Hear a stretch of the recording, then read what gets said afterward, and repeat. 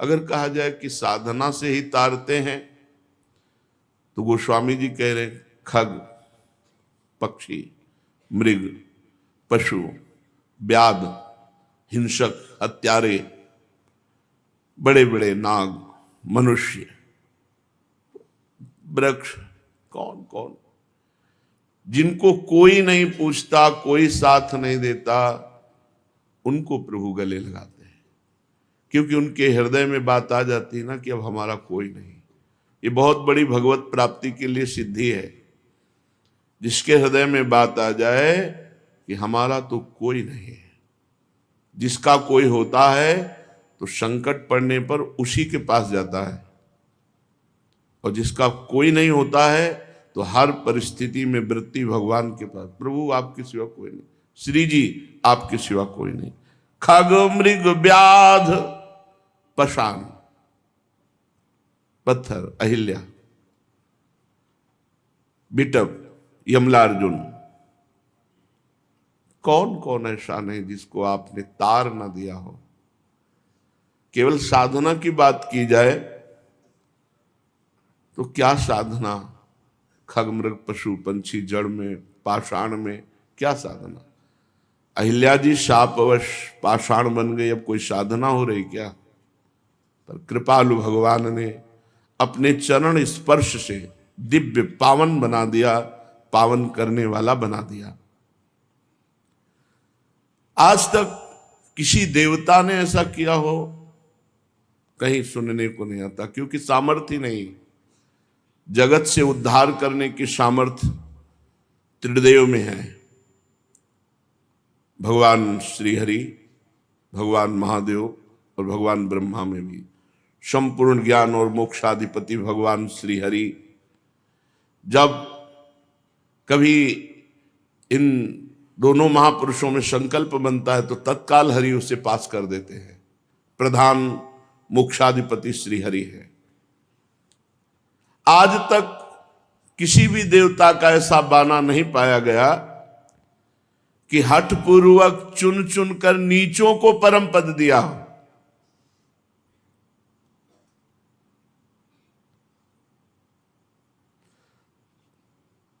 साधन संपन्न ऋषि मुनि ये तो समर्थ है, नीचों को परम पद दिया हो ऐसा तो केवल हे प्रभु आप ही हो। हे हरि ऐसे तो आप ही हो। हठ पूर्वक नीचों को गले लगाकर उनका उद्धार किया। कोई उदाहरण हो कि किसी पक्षी को परम पद किसी ने दिया हो। देखो, प्रभु तर उतर कपि डार पर ते किए आप समान, कैसा स्वभाव है। वृक्ष, बानर, व्याध, हिंसक, पाषाण, अहिल्यादि, जड़, वृक्ष, और न जाने कितनों का उद्धार भगवान ने किया। क्यों? स्वभाव ऐसा है। उमा राम स्वभाव जेहि जाना, ताय भजन तज भाव माना। जो भगवान श्री हरि का स्वभाव जान जाता है उसे भजन छोड़कर और कुछ अच्छा नहीं लगता। इतना प्यार करने वाले, इतने कृपालु, इतने अहेतुकी कृपालु हमारे मित्र भी यही है, हमारे पिता भी यही है, हमारी माता भी यही है, हमारे गुरु भी यही है, हमारे सखा, सब कुछ यही है। तुमेव माता च पिता तुमेव, तुमेव बंधुश्च सखा तुमेव, तुमेव विद्या द्रविणं तुमेव, तुमेव सर्वम मम देव देव। मेरे सब कुछ आप ही हो। ये बात आ जाए बहुत बड़ी बात है। इस बात के बीच में कोई बात ना आने पावे, अर्थात इस जगत में कोई अपना कहलाने वाला ना हो, केवल प्रभु हो तो जीत गए जगत को। प्रभु देव दनुज मुनि नाग मनुज सब,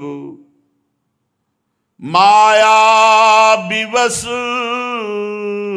बिचारे, तिनके हाथ दास तुलसी।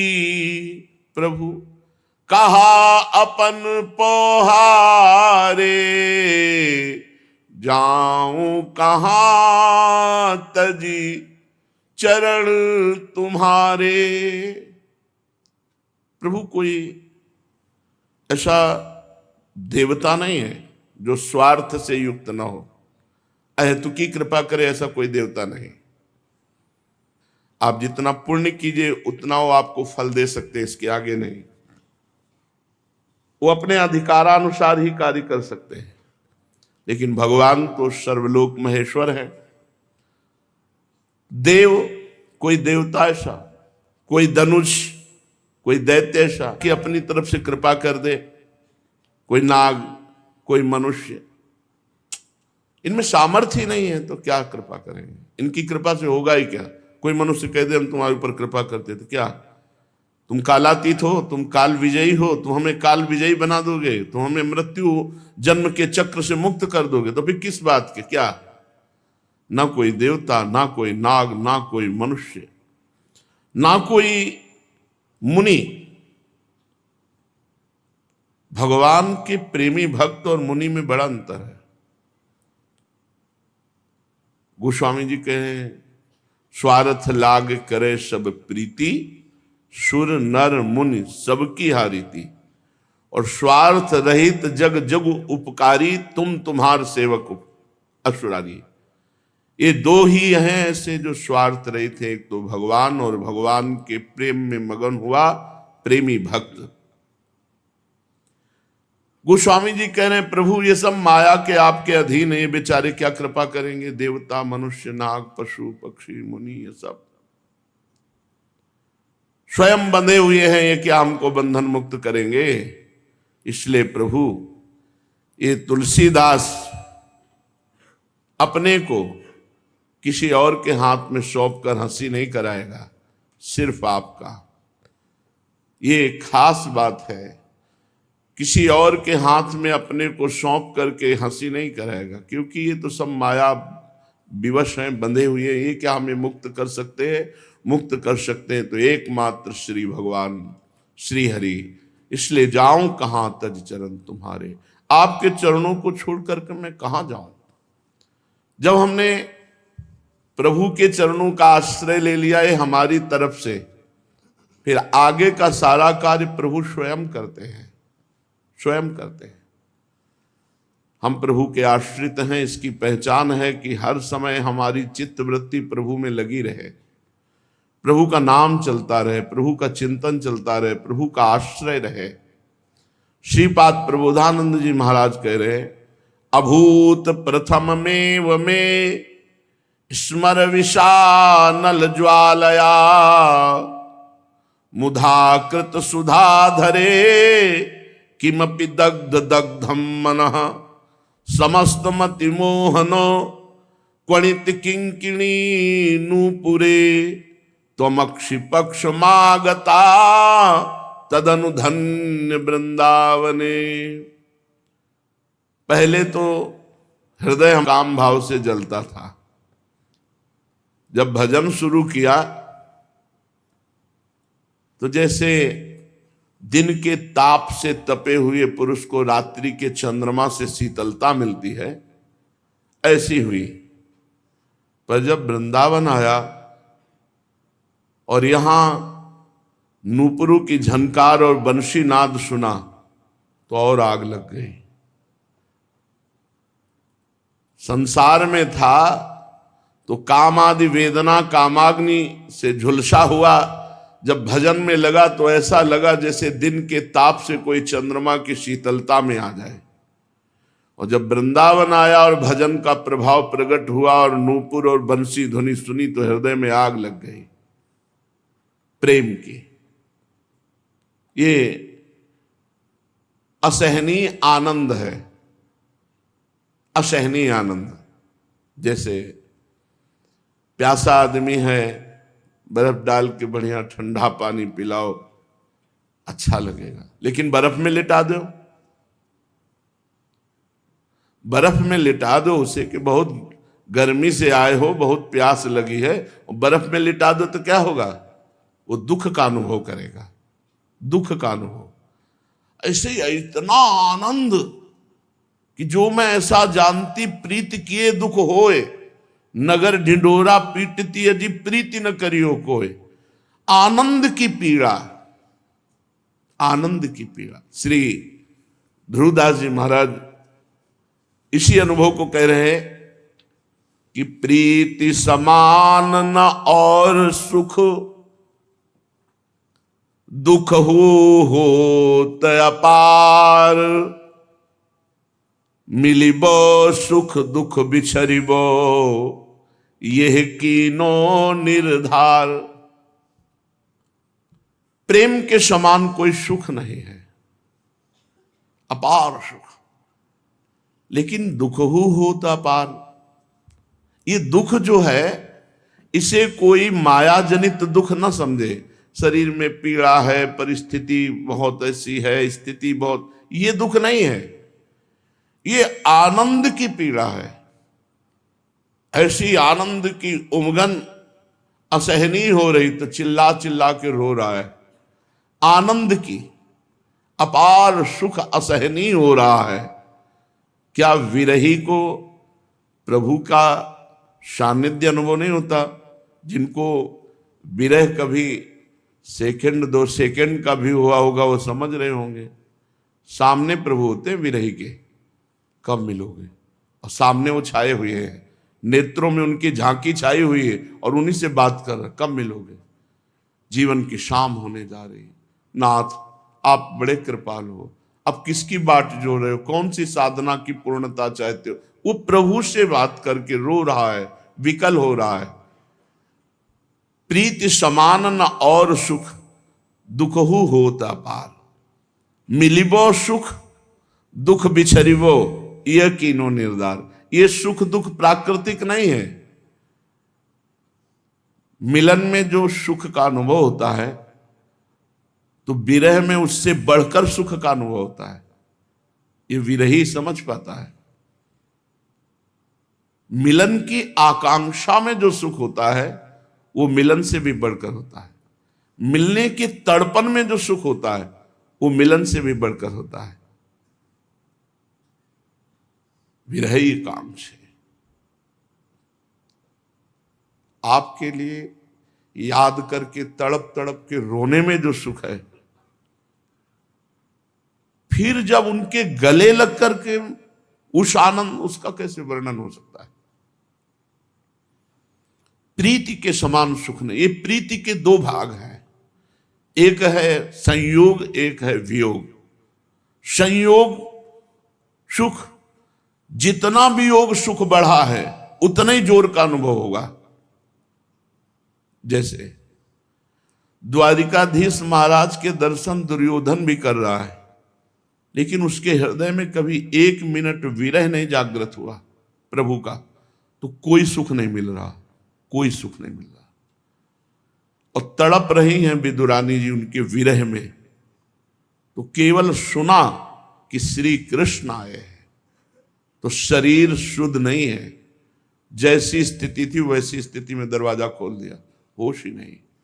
ऐसे प्रेम में डूबी हुई है, छिलके पवा रही, गुदा फेंक रही।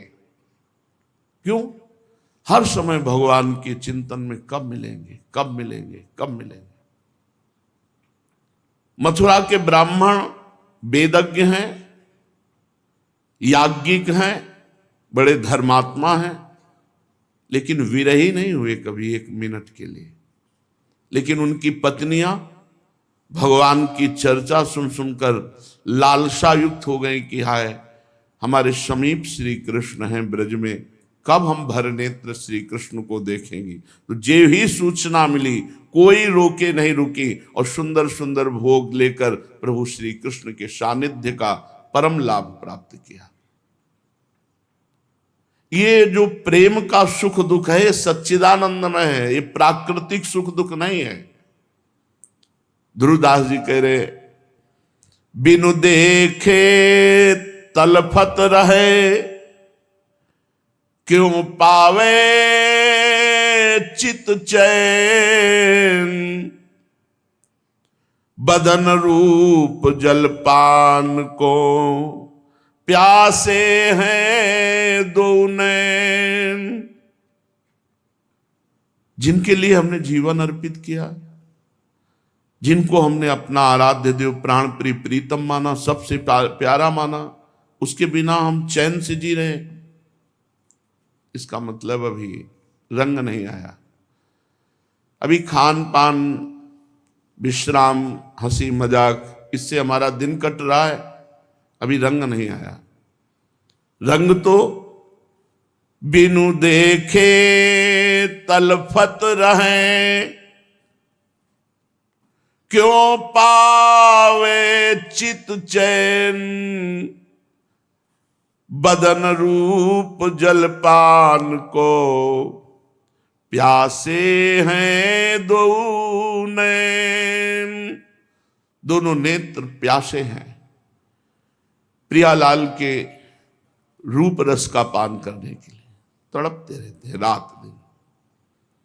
उनका हृदय विकल रहता है, कब मिलोगे, कैसे मिलोगे, कोई उपाय नहीं, रोना आता है। निर्बल का बल रोना ही होता है। जब गोपीजन हर उपाय करके थक गई और प्रभु नहीं मिले, तब एक स्वर में रुदुस्वरम राजन कृष्ण दर्शन लालसा, सब एक स्वर में रो पड़ी।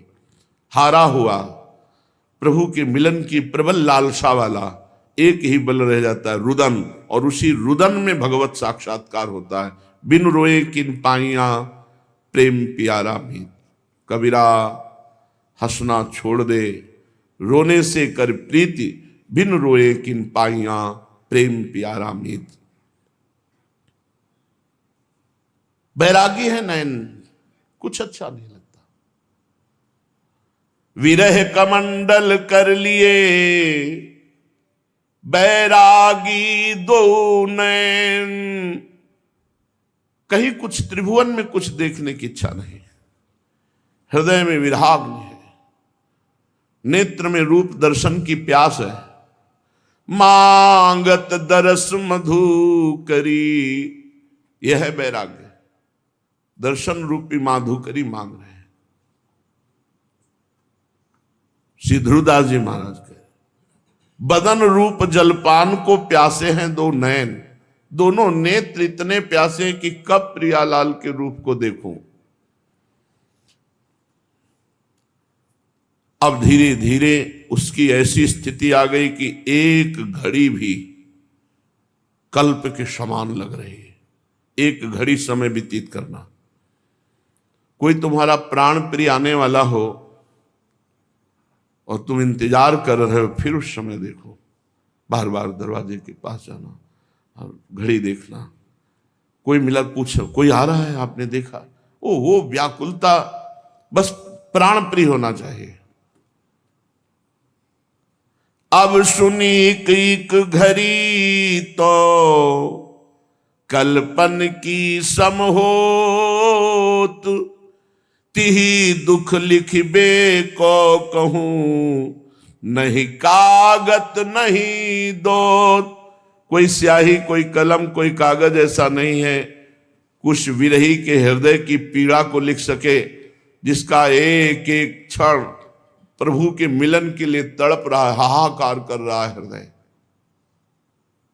यहां कह रहे भगवत दर्शन कब होंगे।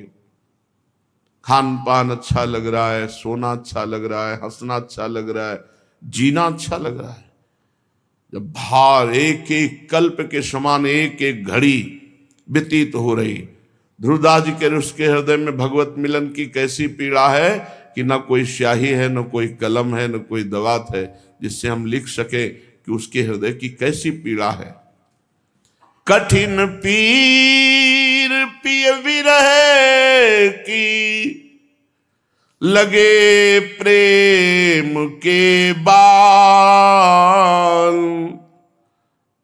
प्रेमी की अंतिम दशा मृत्यु दशा होती है, असमर्थ। अब तो जीवन की शाम होने वाली, नहीं मिलेंगे, भारी व्याकुलता, भारी, तभी प्रभु का साक्षात्कार होता है। कठिन पीर पी विरह की, लगे प्रेम के बाण, अब तो चाहत है चलो, रह न सकत यही प्राण। कोई आचार्य कृपा पात्र, मंत्रवेत्ता, निरंतर नाम जप करने वाला, उसी के हृदय में पावन प्रेम उदय होता है और मंत्र बल से, नाम बल से उसका हृदय इतना मजबूत होता है कि उसके प्राण नहीं निकलते। नहीं तो ऐसी विरहाग्नि, ऐसा प्रेम बाण प्रभु का हृदय में लगता है कि जीना मुश्किल हो जाए। अब तो चाहत हैं चलो, रह न सकत ये प्राण, उसके प्राण व्याकुल हो जाते हैं। श्रीपाद करें, पहले तो काम आदि दोषों के ताप से हृदय जल रहा था, नाम जप किया तो ऐसी शांति मिली जैसे दिन के धूप से कोई तपा हुआ रात्रि की चंद्रमा में शीतलता में शांति प्राप्त करता है। पर जब वृंदावन आया तो नवीन आग लग गई। मेरे कानों में नूपुरों की धुनी और बंशी की धुनी पड़ी। अब तो हृदय व्याकुल है कि कब उनको देखूं, जिनकी नूपुरों की धुनी है, जिनकी वंशी ध्वनि, उनको कब देखूं। वो मेरे हैं, वो अपने हैं और अपने होकर छुप रहे हैं, मेरे सामने नहीं आ रहे। क्या करूं, कहां जाऊं, कैसे, क्या, वो व्याकुल था। मुधाकृत सुधाधरे किमपि दग्ध दग्धम मना, अब तो जल रहा है मन, कठिन पिय विरह की। समस्त मति मोहन क्वणित किंकिणी नूपुर है। वंशी ध्वनि, करधनी की ध्वनि, नूपुरों की ध्वनि, ये हमें मोहित कर लिए। तुमक्षि प्रथमागता तदनुधन्य वृंदावने, अब तो मैं इस वृंदावन में अपने जीवन को समर्पित करता हूं। इसी वृंदावन के मार्ग में मैं अपने जीवन को अर्पित करके एक आकांक्षा करता हूं कि जिनकी नूपुरों की ध्वनि सुनी वो प्रियाजू, और जिनकी वंशी ध्वनि सुनी वो लाल जो हमारे नेत्र गोचर हों, मैं उनको देख पाऊं। जीवन मृत्युलोक में बड़ा संकटपूर्ण है। कभी भी किसी भी क्षण कोई भी घटना घट सकती है। कोई भी अंग नष्ट हो सकता है, कोई भी शरीर नष्ट हो सकता है। इसलिए हर पल नाम न छूटने पावे। माया का कार्य है नाम विस्मरण कराना। वो चाहे वस्तु हो, चाहे व्यक्ति हो, चाहे कुछ भी हो, माया वही है जो भगवत विस्मरण करा दे, और भक्ति वही है जो भगवत स्मरण में रखे। भगवत स्मरण में रखे उसी का नाम भक्ति, जो भगवत विस्मरण करा दे उसी का नाम माया। चाहे वो कोई भी हो, जिसके संग से भजन छूटे वो माया, जिसके संग से भजन बने वो भक्ति। वो कोई भी हो, कोई वस्तु व्यक्ति स्थान कोई भी हो, जिस वस्तु व्यक्ति स्थान के संग से भजन छूटे वो माया, वो त्याज्य है। और जिसके संग से भजन बने वो भक्ति, वो ग्राह्य है, वो स्वीकार करना चाहिए। चलते हैं श्रीमद् भागवत महापुराण। प्रसंग चल रहा है समुद्र मंथन। भगवान अजित श्री हरि जब देखा कि समस्त देवता परास्त हो रहे हैं दैत्यों से, देवताओं ने प्रार्थना की ब्रह्मा जी से, ब्रह्मा जी, महादेव, समस्त देवता भगवान श्री हरि से। तब श्री हरि ने कहा, इस समय गुरु शुक्राचार्य के प्रताप से देवता दैत्य बलवान हैं, उनको देवता जीत नहीं सकते। इसलिए पहले समुद्र मंथन हो, उसमें अमृत निकले और देवता पान करें, फिर विजय को प्राप्त होंगे। तो देवता लोग पहले दैत्यों के पास जाएं। राजनीति कहती है कि उनसे वो सन्निधि करें, संधि करें, उनके समीप जाएं, उनसे मित्रता करें, दैन्य होकर के अपना काम बना ले। देवता लोग निहत्थे होकर, ग्रीवा झुकाकर दैत्यों के पास गए। पहले तो सेनापतियों ने बंदी बनाना चाहा, पर धर्म के रहस्य को जानने वाले महाराज बलि ने मना कर दिया और कहा, देखो ये संधि का अवसर है, ये देखो अस्त्र शस्त्र लेके नहीं आए। पूरी बात रखी गई समुद्र मंथन की। दैत्यों ने इशारे में कहा कि हां कह दो, क्योंकि इनको एक बूंद अमृत नहीं मिलेगा, हम सब छीन के पी जाएंगे। हां कह दिया गया। अब मथानी कौन बने? तो मंदराचल को 10,000 योजन स्वर्ण, तांबा और लोहा, 3 धातुओं से बना हुआ, 10,000 योजन ऊंचा। सब देवता दैत्य बड़ी ताकत लगा करके उखाड़े, वो फिसल गया। बहुत से दैत्य देवता अंग भंग और मृत्यु को प्राप्त हुए। देवताओं ने भगवान का स्मरण किया, गरुड़ पर सवार होकर अजित भगवान उपस्थित हुए।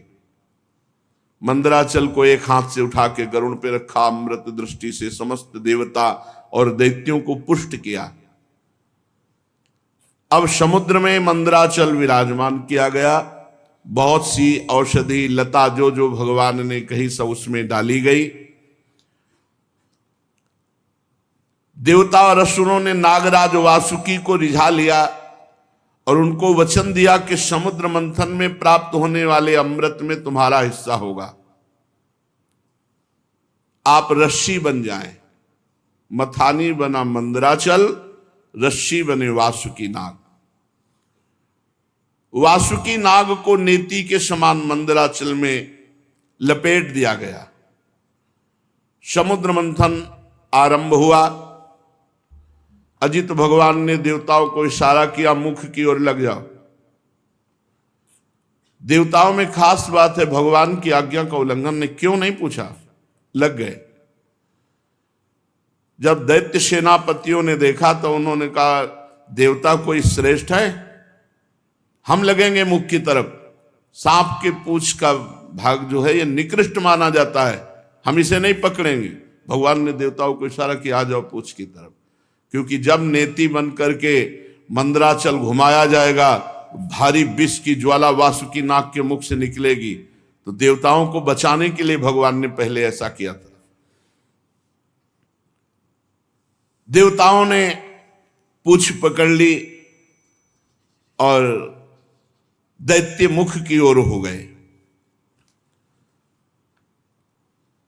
बड़े बड़े असुरों के भुजाओं और देवताओं की दैवी शक्ति से युक्त होकर मंदराचल जीव ही घुमाया जाने लगा, त्यों ही समुद्र में डूबने लगा।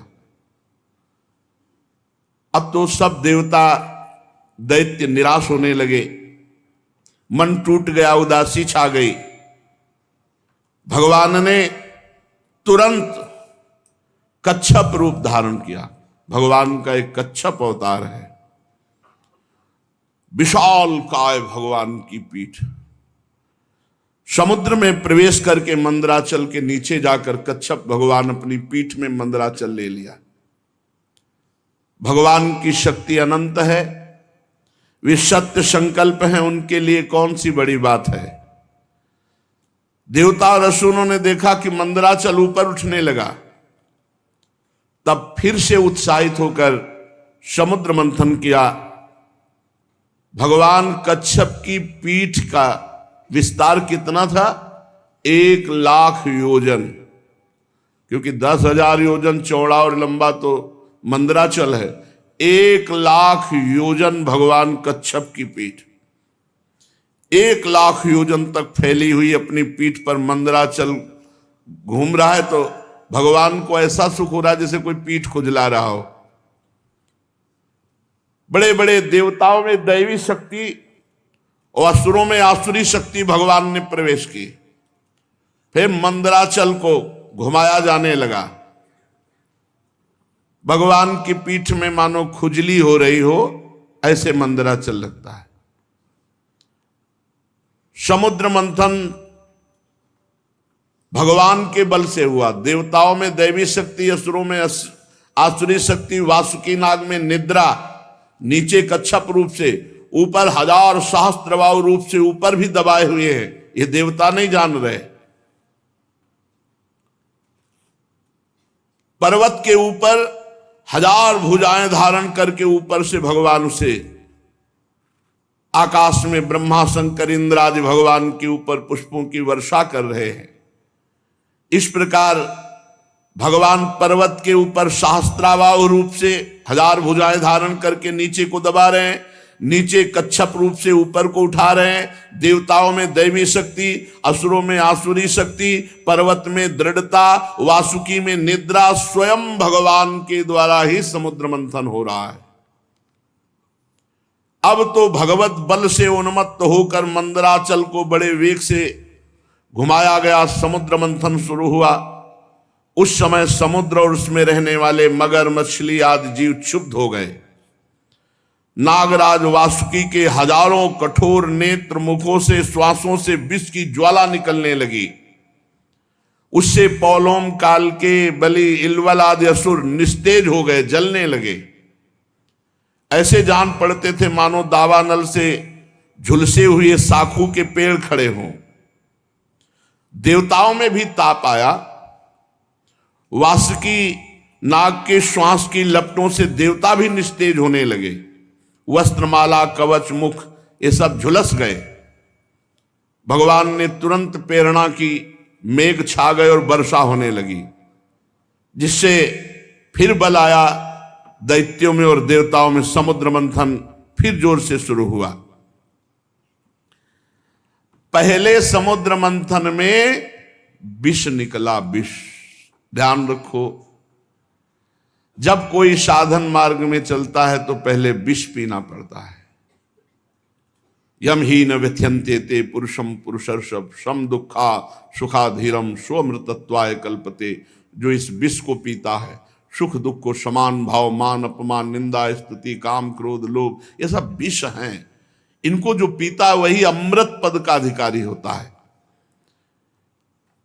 भगवान मेघ के समान सांवले शरीर पर सुनहला पीतांबर, कानों में बिजली जैसे चमकते हुए कुंडल, सिर पर मुकुट, घुंघराले बाल, नेत्र लाल लाल रेखाओं से युक्त, गले में बनमाला सुशोभित, संपूर्ण जगत को अभय दान करने वाले विश्व विजयी भगवान अजित ने अपने भुजदंडों से वासुकी नाग को पकड़कर जे ही मंदराचल की रफ्तार बढ़ाई,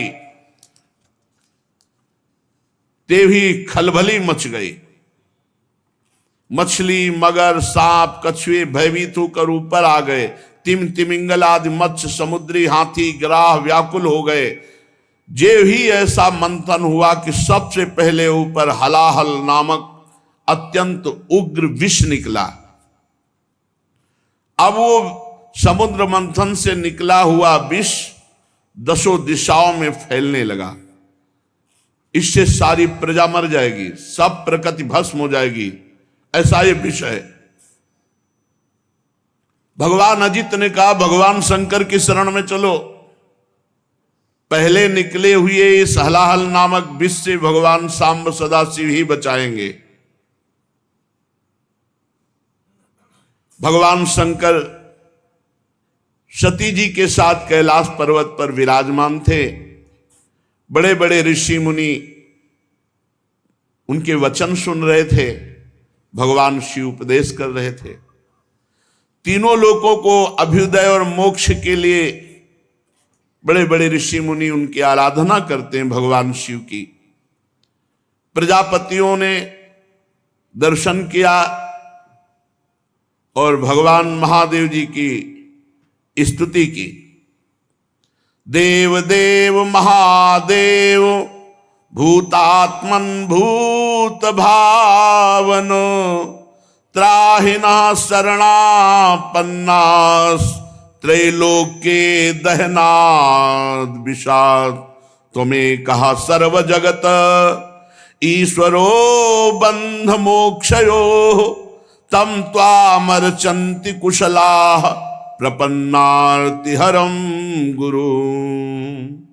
हे जगत गुरु, हे देवाधिदेव, हे समस्त प्राणियों की आत्मा और जीवन दाता, हम सब लोकपाल आपकी शरण में आए हैं। समुद्र मंथन में त्रिलोकी को भस्म करने वाला हलाहल उग्र विष प्रकट हुआ है, उससे आप हमारी रक्षा कीजिए। सारे जगत को बांधने और मोक्ष मुक्त करने में एकमात्र आप समर्थ ईश्वर हैं। इसलिए हे भगवान शिव, विवेकी पुरुष आपकी आराधना करते हैं, क्योंकि आप शरणागत की पीड़ा नष्ट करने वाले एवं जगत गुरु हैं। प्रभु अपनी गुणमयी शक्ति से इस जगत की सृष्टि, स्थिति, प्रलय ये आप करते हैं, पर आप एक रस रहते हैं। जितने भी देवता, मनुष्य, पशु, पक्षी, सत असत चराचर प्राणी हैं, सबके जीवन दाता देवाधिदेव आप ही हैं। आपके अतिरिक्त सृष्टि भी और कुछ नहीं, क्योंकि आप सबकी आत्मा हैं। हे सर्वदेव स्वरूप, आपका मुख अग्नि है। तीनों लोकों के अभ्युदय करने के लिए हे शंकर, ये पृथ्वी आपका चरण कमल है। आप अखिल देव स्वरूप हैं। ये काल आपकी गति है, दिशाएं कान हैं, वरुण रसेंद्री हैं, आकाश नाभ है, वायु श्वास है, सूर्य नेत्र है, जल वीर्य है। आपका अहंकार नीचे ऊंचे सभी जीवों का आश्रय है। चंद्रमा मन है, प्रभु स्वर्ग आपका सिर है। वेद स्वरूप भगवान समुद्र आपकी कोख है, पर्वत हड्डियां हैं, सब प्रकार की औषधियां घास आपके रोम हैं, गायत्री आदि छंद आपकी सातों धातुएं हैं, और सभी प्रकार के धर्म आपके हृदय हैं। हे स्वामिन, सद्योजातादि 5 उपनिषद ही आपके तत्पुरुष अघोर, सद्योजात, वामदेव, ईशान नामक 5 मुख हैं। प्रभु इस कार्य कारण जगत से परे, माया से परे आप हैं। आपकी महिमा को ब्रह्मादि भी जानने में समर्थ नहीं। हम लोग तो केवल आपके इस लीला बिहारी शिव रूप को देख रहे हैं, आपके परम स्वरूप को हम नहीं जानते। हे महेश्वर, यदि आपकी लीलाएं अव्यक्त हैं, फिर भी संसार कल्याण करने के लिए परम कारण स्वरूप आप लीला करते हैं। प्रभु, आप प्रजा बड़े संकट में है, इस हलाल विष का कुछ इंतजाम कीजिए। भगवान शिव ने कहा सती जी से, देवी ये बड़े खेद की बात है कि समुद्र मंथन से कालकूट विष निकला और प्रजा बड़ी दुखी है, इसलिए हमें समस्त प्रजा की रक्षा करनी चाहिए। मेरा कर्तव्य है, ये मेरी शरण में आए हैं, मैं इन्हें निर्भय कर दूं, क्योंकि जिसके पास शक्ति है, सामर्थ्य है, तो आए हुए शरणागत के दुख को मिटाना उसका धर्म बनता है। अगर अपने प्राणों की भी बलि देनी पड़े तो दे देना चाहिए, पर शरणागत को विमुख नहीं जाने देना चाहिए, उसकी रक्षा करनी चाहिए। कल्याणी, ये मोह पास में बंद करके जीव एक दूसरे से वैर की गांठ बांध लेते हैं। ऐसे अज्ञानियों पर जो कृपा करके उन्हें भगवत मार्ग में लगाता है, उनकी रक्षा करता है, उस पर भगवान श्री कृष्ण बहुत प्रसन्न होते हैं। और जब भगवान श्री कृष्ण प्रसन्न हो जाते हैं तो मैं, ब्रह्मा, चराचर जगत उसके ऊपर प्रसन्न हो जाता है। जहां पर कृपा राम की हुई, ता पर कृपा करे सब कोई। इसलिए मैं प्रजा के कल्याण के लिए इस विष को पीऊंगा। विश्व के जीवनदाता देवाधिदेव महादेव भगवान शंकर इस प्रकार सती देवी से कहकर विष को लेने के लिए तैयार हो गए। माताजी बड़ी कृपालु हैं और जानती भगवान शिव के प्रभाव को। उन्होंने अनुमोदन किया, हां प्रभु, ऐसा ही करना चाहिए। भगवान शंकर ऐसे करके आकर्षण किया और पूरे समुद्र मंथन से निकले हुए विष को अपने हाथ में ले लिया और उसको पी गए। पीकर हृदय में नहीं जाने दिया, यही गले में रोक लिया। पूरा श्याम गौरवर्ण का गला, पूरा श्याम वर्ण का, इसीलिए भगवान का एक नाम पड़ा नीलकंठ। भगवान शंकर का वो भूषण हो गया नीलकंठ। देवादिदेव भगवान शंकर सबकी कामना पूर्ण करने वाले हैं। उनका एक कल्याणकारी अद्भुत कर्म सुनकर दक्ष कन्या सती, ब्रह्मा जी, भगवान श्री हरि बहुत उनकी स्तुति की, प्रशंसा की। जब भगवान शंकर विष पान कर रहे थे तो 1-2 बूंद विष टपक गया। उसी से जितने भी विषैले जीव जंतु, विषैली औषधियां हैं, वो सब हैं। 1-2 बूंद टपक गया, उससे हैं। पूरी सृष्टि में इतना विष है, वो 1-2 बूंद से पूरा विष तो भस्म कर देता त्रिलोकी को। महादेव जी गले में आज भी रोके हुए हैं। भगवान शंकर ने विष पी लिया, अब तो समस्या का समाधान हो गया। देवता और असुर बड़ी प्रसन्नता से समुद्र मंथन करने लगे।